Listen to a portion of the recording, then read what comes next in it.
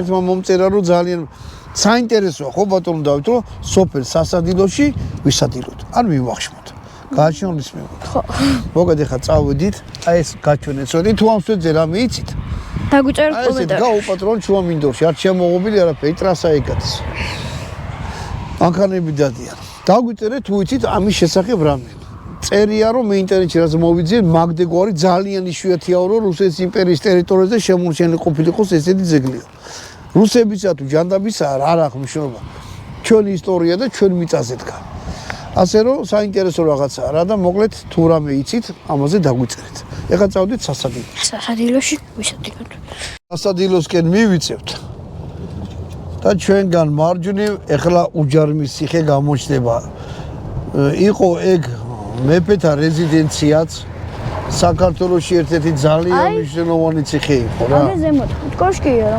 კოშკი კი არა, იცი რა მხელა არის? ერთხელაც მოვა. დრონი თუ გვეღირსა და დრონით გადავიღოთ. ნახე როგორი ზიდან ესე ჩანს. ძალიან მნიშვნელოვანი და მონუმენტალური. ის არის რა ქვია. ნანგრევებია. საქართველოს მნიშვნელოვანია ძალიან.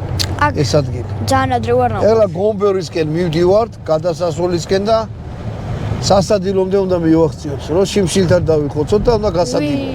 კარგი. აი. საკმაოდ კაი ბუნებაა და ჰაერი. აბა რა. საქართველოს მაგით გამოირჩევა. კი ბატონო. 64-ში ვართ.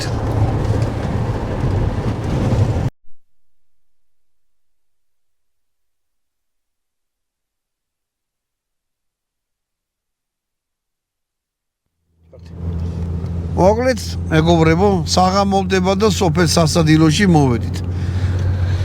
ეხლა მთავარია ვიყენოთ სასადილოში ის ადგილი, სადაც შეიძლება ვისადილოთ ბატონო. თევზი იჭირება სასადილოში. აკა, აი მდინარე ხომ ის. მდინარეზე. საქართველოში ყველა მდინარეში იჭირება თევზი.